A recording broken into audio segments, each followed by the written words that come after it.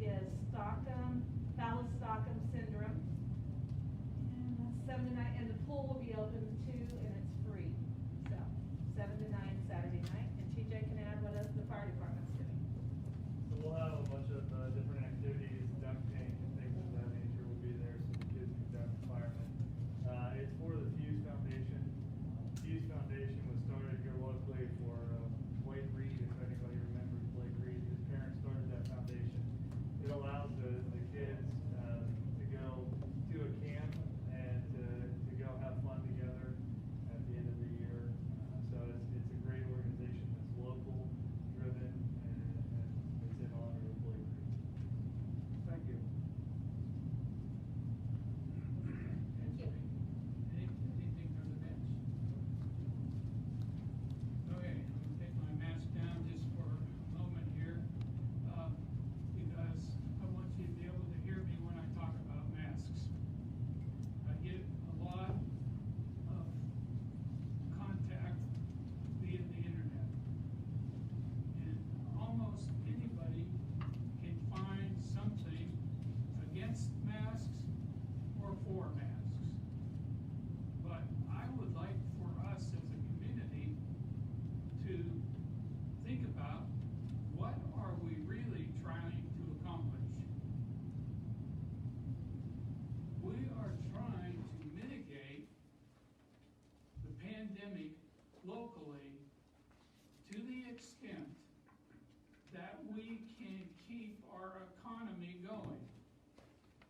Families need the economy to keep going by the business that's generated here in the small businesses all throughout the town, for the construction work that needs to continue to be done, and we're very fortunate that all of the projects and some of the private projects have kept going forward.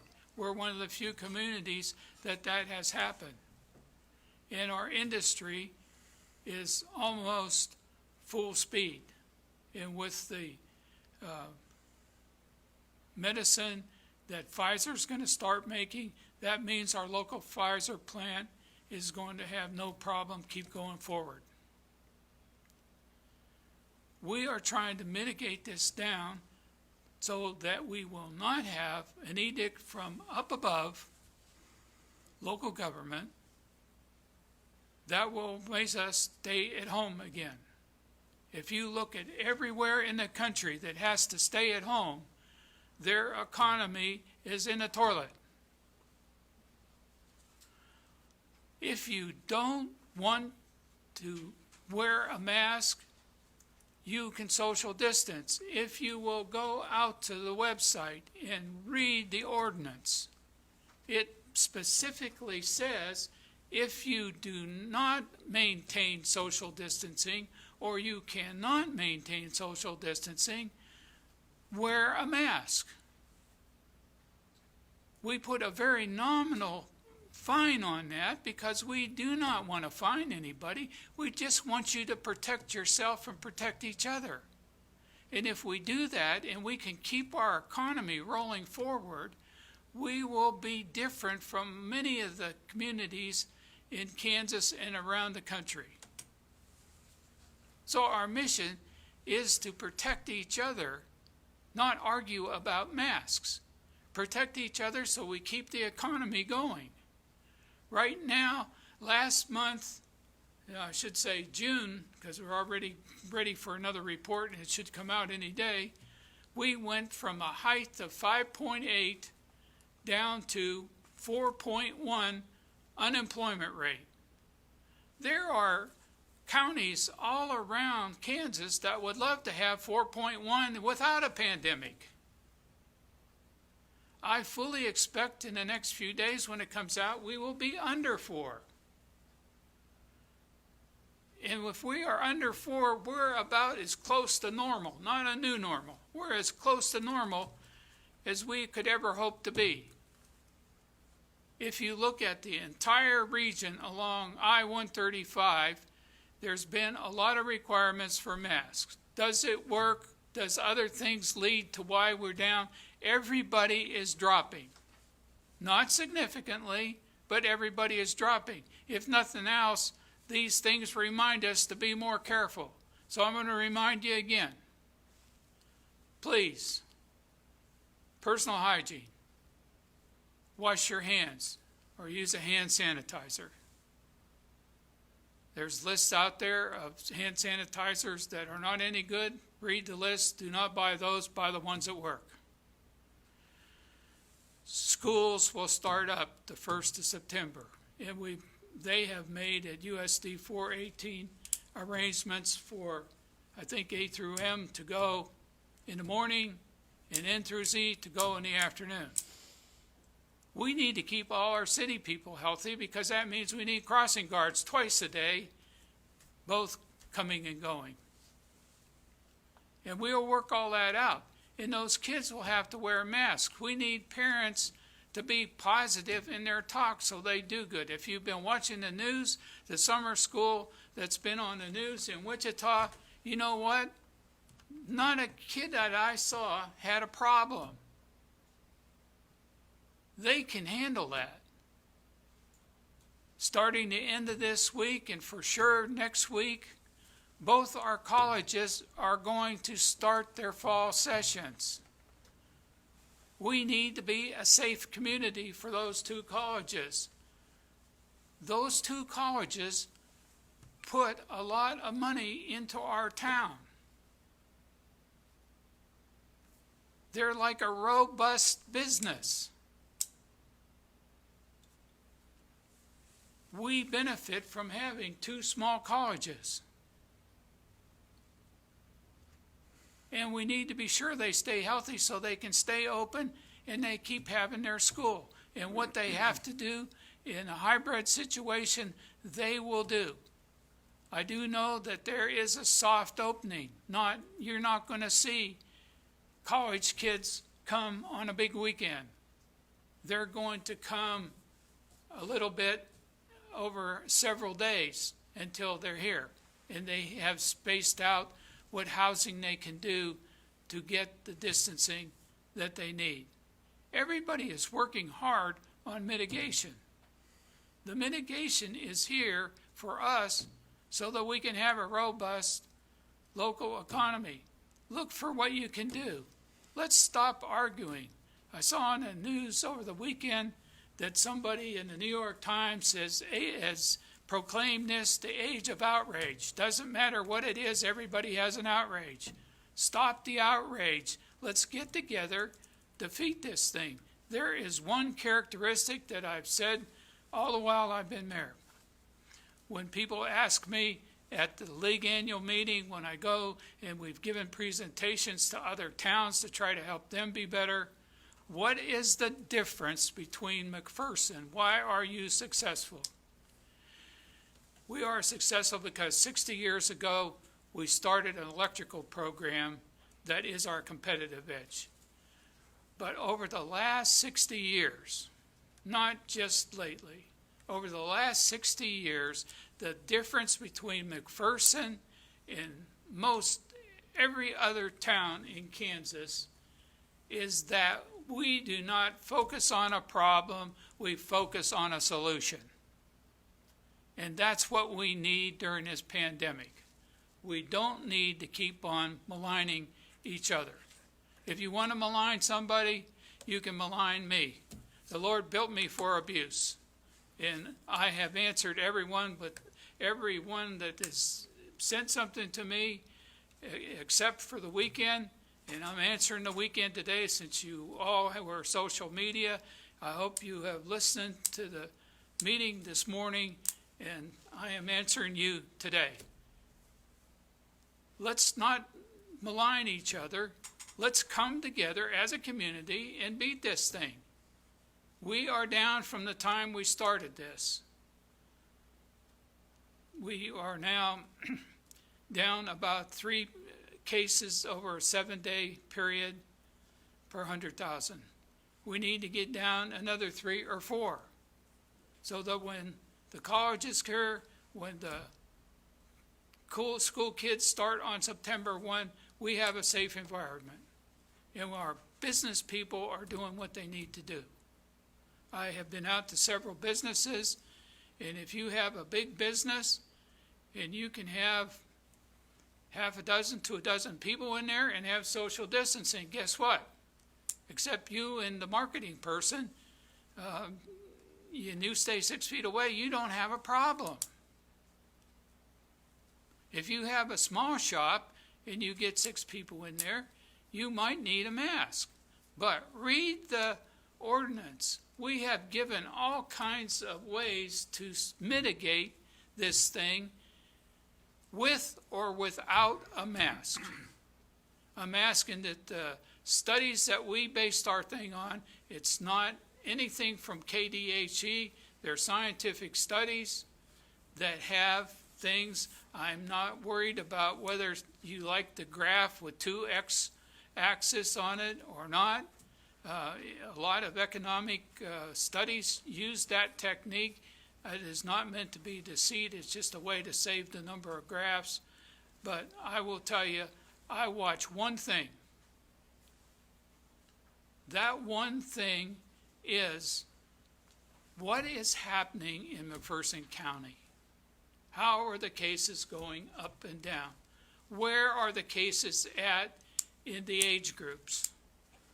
We started out with older people. We have a few older people, the most recent one, but we are now mainly under 50. And if we're not careful, we will have somebody where the coronavirus is the straw that broke the camel's back. There were a lot of people, the one death we had said, well, there are all these other cases. How do you know it's coronavirus? I don't know. Maybe the doctor doesn't know. But the fact of the matter is, with all that underlying and being a high-risk person, the coronavirus was the straw that broke the camel's back. There are a lot of people in this community that are high risk. There are a lot of people that are obese. There are a lot of people that have some form of coronary disease, high blood pressure, hardening of the arteries, a number of other things. There are a lot of people that have an immune disorder. Every time we wear a mask, we protect them from it, even if we may be asymptomatic and don't know it. We need to do that as a community. And we can beat this thing, and come September 9th, we may not need this anymore if we can mitigate ourselves down. This thing is 5 or 6 months old. I don't care which scientific for or against masks you look at, or even if it's just opinion. The fact of the matter is, we probably won't know for 3 to 5 years the real story and done all the research we need. So we do the best we can. And that's what I'm calling on McPherson citizens to do. Do the best you can. Protect yourself. Protect your neighbors. We're over 150. We need to get down. We cannot afford for this to spread and be forced by a higher level of government to close our community. Everything is rolling forward. We've kept our water park open. We've kept some of our city activities open. You already heard an event for this Saturday night. We are doing everything we can to keep on keeping on. But we need the community to work to mitigate the pandemic. I've been to 3 churches the last 3 weekends. Personal hygiene was practiced. Masks were used almost 100% of the time. And social distancing was used. And services were streamed online for those that were either high risk or uncomfortable. And in that month, we have not had, with gatherings, 1 case of coronavirus. That ought to be an example to us of how we can do these other things and be as close to normal as possible. But if we want to be like Sturgis and what was on the TV this weekend and totally throw caution to the wind, and this is absurd, I'm not going to do anything you tell me to do, let's see what happens. Every time that has happened across the country, we have a new hotspot. And those people will go home and they will spread it to several hundred communities. So let's do what we can. We are known for solutions. I believe we can come up with a solution here. We can walk this through. We can keep our unemployment coming down. Unemployment coming down represents people are working their jobs in a normal fashion. And hopefully those of you that may still not have the unemployment check, that the state will solve that immediately and the federal government will come up with a new package soon to help that way too. At least we're only a few $100s apart on what the check will be this time in Washington. So whether you believe in that or don't believe in that, we don't need to call each other names. We don't need to ridicule each other. Let's just do the best we can, and let's win as a community. That's all we're trying to do. Not taking away anybody's right, not wanting to fine anybody, just want solution so that we can be as close to normal as we possibly can, and then we will defeat this pandemic in our community. So I hope you will give us your cooperation. Anybody else? Thanks, Jim. Anything online? Okay, I'll declare the public input session closed. Is there a motion to approve the agenda? So move. I'll second it. All those in favor say aye. Aye. Okay, I want to say a little bit about the census. We're coming down to the end of the census. Census 2020 is extremely important. You may not think it is, but over the last 7 years, we have just in the CDBG grants, which you've heard for housing, for street repair, for everything else, got $1.5 million. The census determines federal grants. It's important that we get these federal grants to subsidize what we can do locally. If we don't get these federal grants, we will lose money. Right now, as of the last census, McPherson has been able to get approximately $46,845 over the 10-year period that we're just ending for each household in federal monies. Not only the CDBG, school lunch, other school programs, Medicare reimbursements, Medicaid reimbursements to the hospital, to the clinics, to Grace Med. All of that is important, and that brings money to help people out, but it also puts money into the local economy. If you figured that we probably have about 3,000 households, and you multiply that by almost $47,000, that's a lot of money. If that goes down to $40,000, because right now we are at 72%. So that means 28% of McPherson has not responded to the census. You can still go online. There will be somebody coming to your door if you haven't. There are all kinds of ways that you can still respond, but we need to get up as close to 100% as we can. These are millions of dollars that McPherson will not get if we do not respond.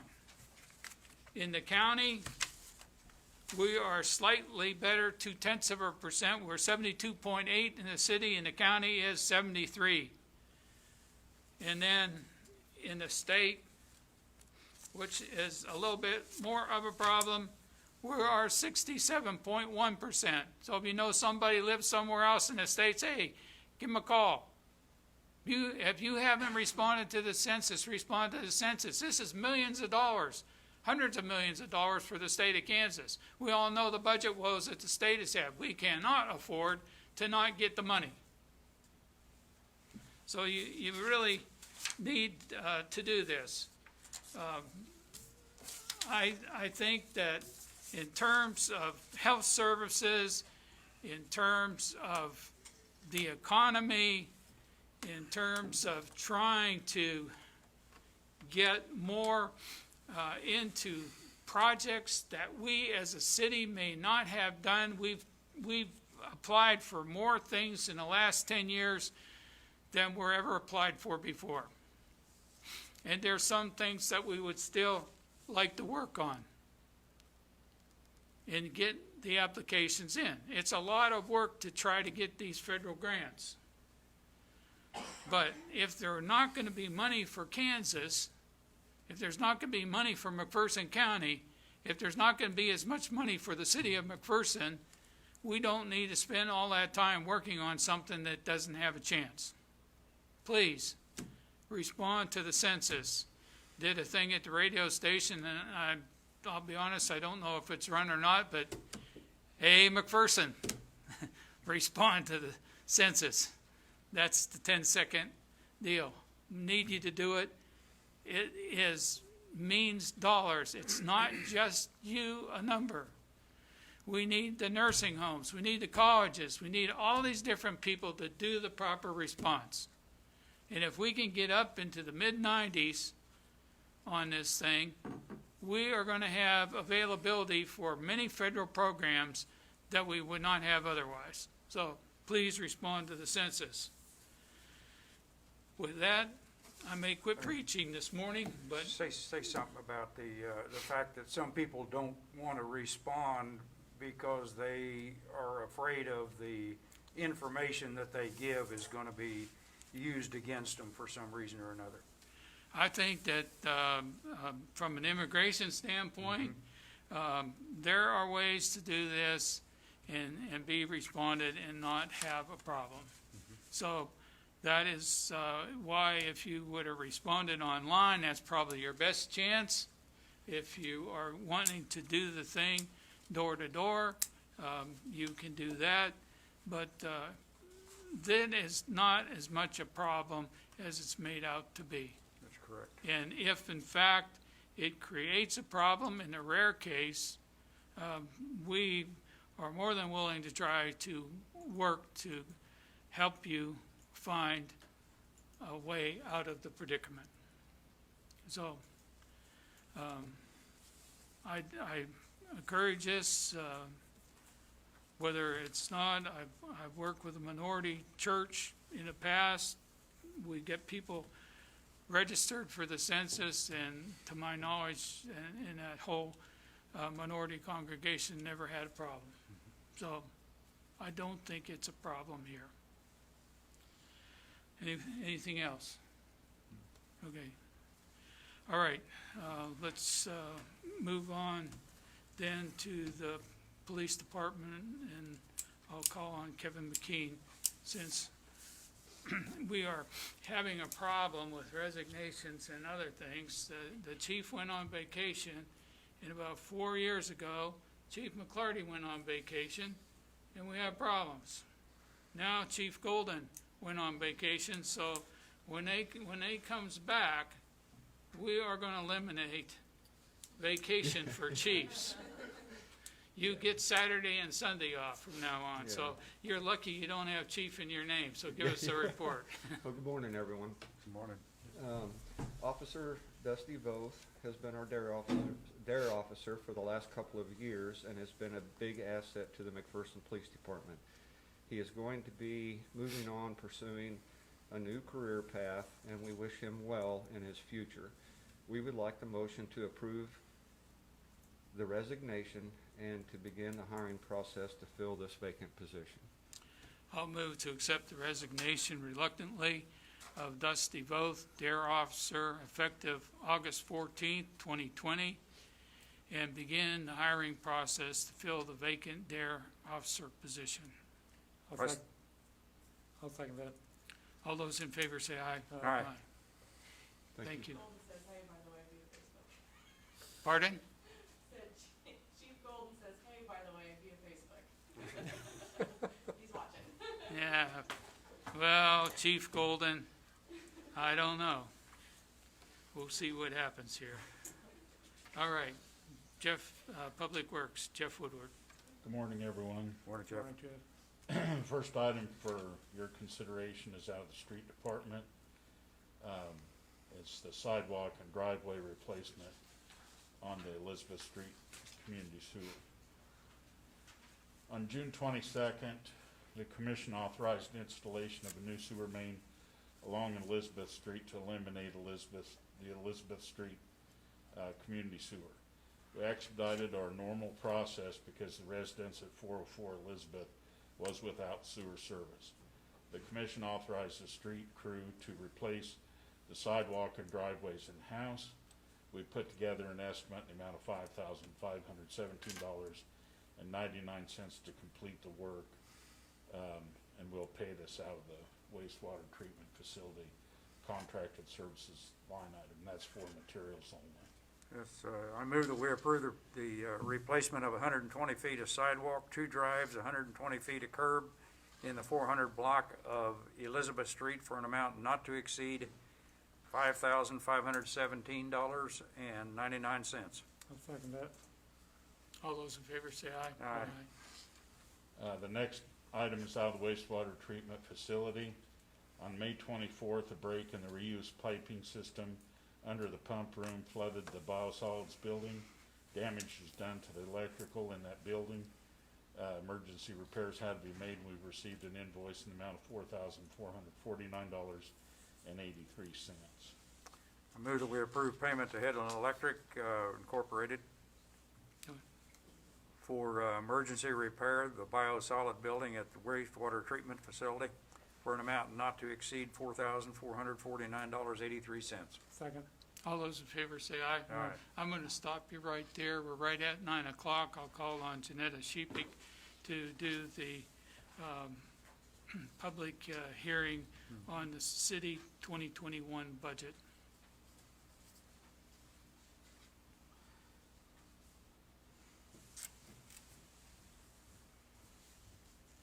Good morning, Commissioners. Good morning. Hope you all had a great weekend, and it's one of the best times of the year for us in finance, and this is to open the public hearing for the 2021 budget.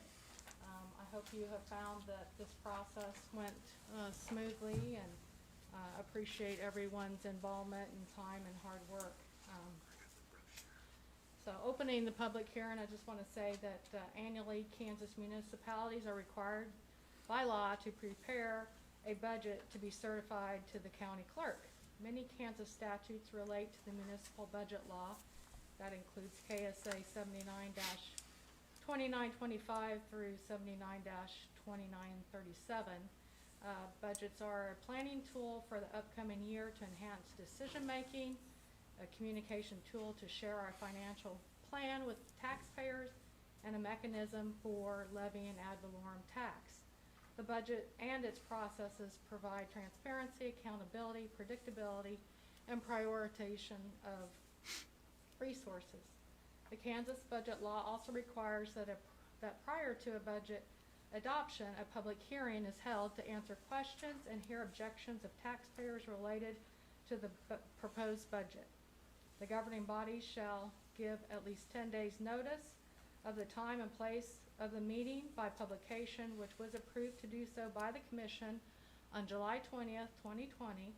It was published on the city's website, news release, and Facebook that same day. The public hearing notice is attached. And during this public hearing, I, as City Treasurer and Finance Director, will review highlights of the proposed 2021 certified McPherson City budget as summarized on the 2021 budget brochure. So thank you for pulling that up. This is a new document that I created with work or help from Richard Miller, Assistant Finance Director. So, instead of reading off of a form, I just wanted to go over this. And I produced this or created this for many reasons. Number one, to give just a good overview of all the mechanics behind our budget. It's not just a bunch of numbers, but there's rhyme or reason behind it. There's statutes behind it. And so it's a tool not only to communicate, but to also educate. And the hope is that this, if the commission approves this, then I will update or put it out on the city's website and place it in public places like outside our foyer area, the city library, county, wherever the commission deems appropriate, and to give it to the department heads and for meeting purposes, to educate and communicate our budget. That being said, the first page, which is up there in a PDF fashion, so it looks a little bit different, but basically is a summary and highlights of what's included in the budget.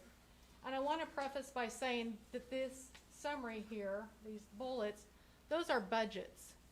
And as we've educated and talked during the budget process, that by statute, we have to publish a budget in order to get approval to spend money, okay? So when I say budget, are the numbers or the total amount that we have authority to spend. And by all means, does not mean that we will spend all that money, as you know. So I just want to preface that by saying, because when people look at these numbers, they're going to think, holy smokes, the city's going crazy, they're going to spend all this money. That is not the case. We have the authority to spend that money, but in most cases, all of these funds have a reserve mechanism in them, and we do not spend the reserve mechanism. Those are used for emergencies. So I just want that to be said so that everybody understands that those numbers does not equate to what we will spend, but it is the budget. So you can see all of the different areas that our city budget incorporates. And if you open, and this is going to be a little bit, oh, it's nice and upside down. Sorry. It's all right, we can get Perfect. your right side up in a moment. Yeah, there you go. Thank you, Bo. So if you look, oh, that's much better. So, you know I like to walk around, but since I'm at the microphone, but if you look at the top left-hand corner, this is kind of where we start the budget process. And the budget process, you know, starts way back in February when we start collecting data and we start putting budget requests together. And then in May, all the department heads came in and presented what they requested for their 2021 budget. But until we know the assessed evaluation, which is the value of 1 mil, we can't really start slicing and dicing and prioritizing budget requests. So the assessed evaluation, this chart here shows a history back from 2010 through 2020. And the 2020 assessed evaluation is what provides the value of the mill for the 2021 budget. So you can see here that the assessed evaluation has been relatively flat. From prior to 2015, the assessed evaluation rose on an average of 1.49%, and then in 2015 through 2017 increased an average of 4.7, and then in the last 2 years it had remained relatively flat until 2020, where we saw an increase of 3.5% to the 130,090,365, which is the value of the mill then is 130,000 roughly in dollars per se.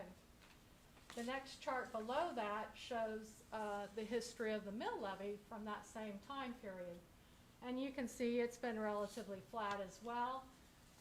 From 2011 through the 2021 proposed budget, the mill levy only increased 0.878 mils or 2%. And then the last pie chart at the bottom left hand of the page, this is the 2021 mill levy summary, which the proposed mill levy is 52.214 mils, and you can see the various categories or mill levy funds that make up that 52.214 mils. The general fund being the largest at 28.374, and the general fund, as you all know, but just for the public's sakes, that's mainly our operating fund. That's where the majority of our city departments have their personnel services, contractual services, commodities, and capital outlay, which I'll get into that detail in here in a minute. And you can also see, I just want to point out here, that the city does levy the funds needed to fund the public library. So you can see that the public library at 6.51 mils, which is their operating budget and their personnel benefits are included in that. So each year they go through the same budget process. They hand over a budget to us and we levy the funds and appropriate the funds to them annually. So if there's any questions on that, anybody can call me. Then the middle section is the general fund. Once again, this is the operating fund for the city departments. You can see at the top, that's the revenues for 2021 at $15,167,815, and at the bottom is the pie chart showing the expenditures, which balance to that same $15,167,815. And up above, I've categorized.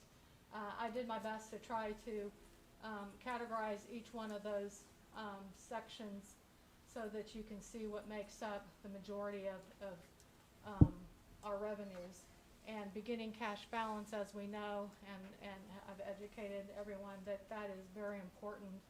And as we built the 2021 budget, it was quite a challenge based off of what has happened to us since March with COVID and trying to predict the impact of what COVID will have on 2020 and into 2021's revenues. So we have put together a target budget for 2020 to help us arrive at that 4.4 million going into 2021. So you will hear me on a monthly basis talk about the importance of revenues and tracking those. But our beginning cash balance is very important. And then you'll see ad valorem and property taxes down below makes up another good chunk of the revenue. And then down below, as far as expenditures, I've categorized these a little different than departments because we have the departments out to the side, but you can see that personnel services at 5.7 million make up the majority of departmental budgets. And then behind that are contractual services and then transfers. There are a lot of transfers that we make out to different funds as it relates to city funds such as consolidated streets, bond and interest, and so on. And then we have the contingency for storms. That's our reserve at 3.2 million. As I indicated at the very beginning, each one of our funds has, or we try to have, a good healthy reserve for contingencies.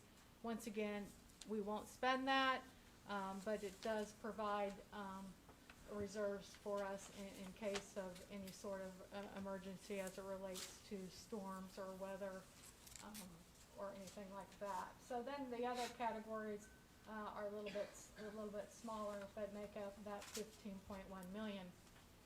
And then up to the top on the right-hand side, this is when we get into what makes up the department's budgets, and you can see I have sorted those by size, with police and fire being our largest departments within the general fund.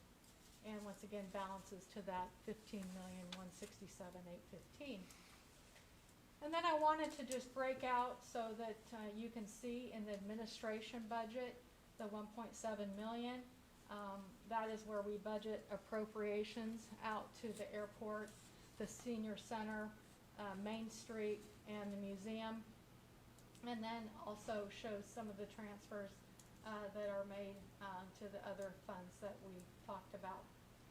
And then at the bottom, I thought this was pretty interesting, and I think would spark some interest from those people out in the public that may or may not understand the city's budget. But I put together what the mill levy impact for the 2021 budget has on a homeowner with a value of $200,000 house. And you can see I started that $200,000 house back from 2019, and what the budget impact would be from 2019 to 2020. And you can see from 2020 to 2021, the impact is $51 a year, or $4.25 per month. And this is only a 4% increase over the 2020 budget. So just so that people realize that the city's budget as a whole has a relatively small impact on your taxes. And then if you go back to the back or to the top and turn it over, thank you, Bo, you can see to the far left, this is a budget summary of the entire city budget. We focused on general fund being at the 15 million, and then you can see the other mill levied funds. That was the pie chart that I showed. These are the dollars associated with each one of those budgets. So as we budget, we have the authority to spend that money, but once again, want to reiterate that we will not spend all that money. And then below the mill levied funds, the funds that make up city's mill levy, we also have non-levied funds that you can see listed there below, that makes up the total city budget at $49,646,961. This is what was published on our website and was included in a lot of those attachments that were in your packet, along with the entire state form of the budget. And then we also have a few budgets or funds that are included in the budget but are not required by statute to be budgeted, but we do include them as non-budgeted funds. And I talked a little bit about the impact of the city's budget on your taxes, but I also wanted to, if you scroll up just a bit, I want to show you the total breakdown when you talk about your property tax and all of the different taxing entities that make up a citizen of McPherson's. If they own property, makes up that mill levy. And so if you look at the far left, the city of McPherson, plus the public library. I broke out the public library because once again we have very little control over the mill levy as is required by statute. They can't exceed, I believe it's 6 mills, but 7. is it 7? Yes. Okay. But combined, the 49 or 46.938 plus the 5.495 makes up the 52.214 mills.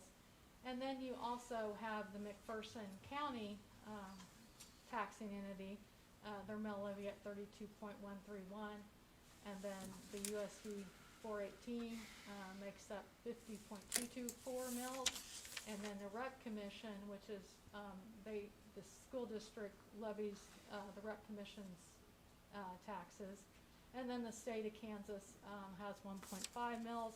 for a total mill levy, and I used the 2020 because that's the final, as I don't know what each one of these taxing entities are proposing for 2021. But the total mill levy at 142.320 mills. And then at the bottom, I just gave the city commission's contact information and the phone number. If anybody would have any questions, they could feel free to reach out to me. Be glad to sit with anybody and explain the details behind this. As it is a lot of information and there is a lot of details behind it, but just hope that the commission likes the concept and can use this as an educational tool to the public. Okay, is there any questions?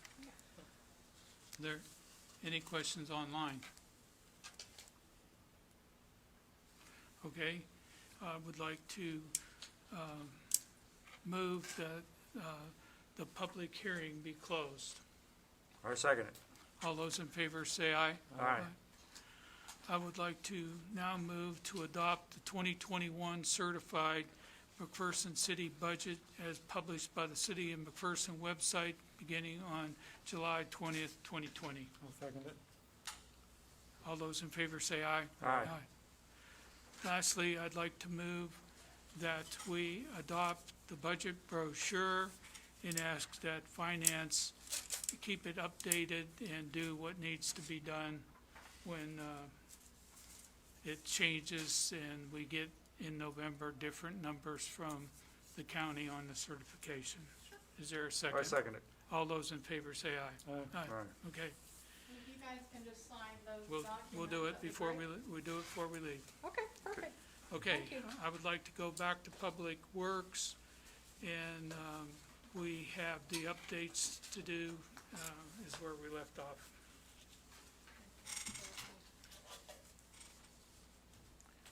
While he's coming up, I'd just like to say thank you to Janetta and her staff for all the work they've gone, and of course, all the staff people for the work that has been done to put this thing together. Good job. Okay, I'd go like ahead. to give you an update on the construction projects we have ongoing at this time. First is an update on the Grimes Anna Street reconstruction project. Work continues on general cleanup items. The final walkthrough was completed last week and the contractor's working on the final punch list. Next is an update on the Hardup Elizabeth Street reconstruction project.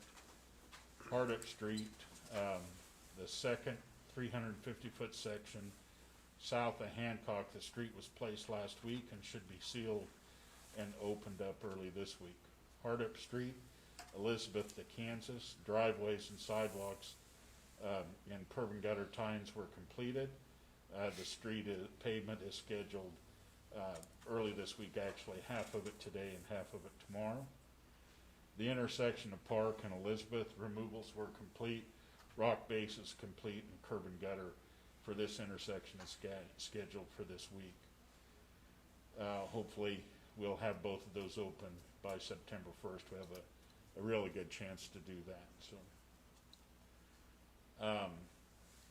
Hardup Street, Avenue A to Hancock is closed to through traffic with the local access from Avenue A, Hancock and Sites. Through traffic on Hardup is detoured onto Park Street. Hardup Street, Elizabeth to Kansas remains completely closed, and the intersection of Park and Elizabeth is completely closed. Next, an update on the Hulse Area Drainage Project. Small concrete repairs were made this week. Backfilling is complete on the First Street RCB, and rock has been placed. The only street closure associated with this project is First Street, which is closed between the high school and North High Drive. Traffic is detoured onto Maxwell, Kansas and Maine. Next is an update on the Chestnut Street Improvement Project. Work continued on the installation of curb and gutter. The schedule is to place the east side curb this week. The street will remain open through construction when possible with very limited parking on the street. There will be times the street will be closed, but residents should be able to access their properties from one end of the block or the other. Next is the 2020 mill and overlay projects. The mill and overlay project is nearly complete. We had several challenges, rain, equipment failures, and both the contractor and street department were short-handed. The street department, Justin, Scott, and APAC all did a fantastic job, and we appreciate everyone's patience with all the street closures while the work was being completed. The streets milled and overlaid this year were Northview, Main to North High Drive, Hull Street, Main to North High Drive, Walnut, National to Northview. This street should be completed today. One lane remains to be overlaid.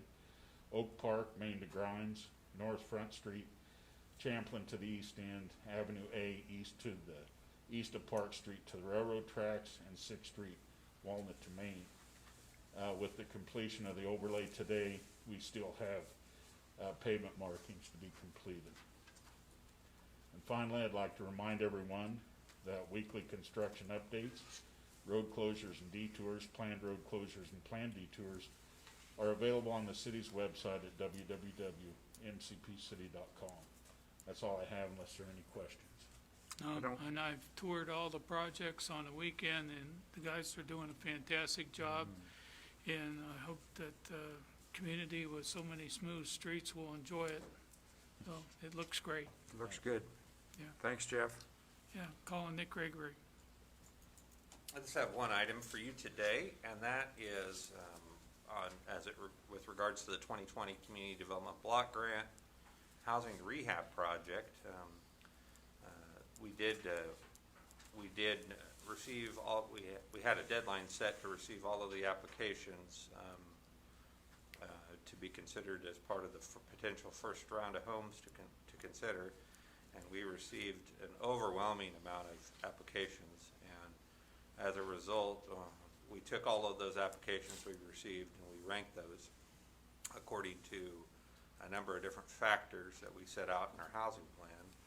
And we have gone ahead and selected the first 5 houses that we plan to do as part of that project. And at this point, we need to, as part of our contract with South Central Kansas Economic Development District, who is our grant administrator, we're required to pay $7,500 for HUD quality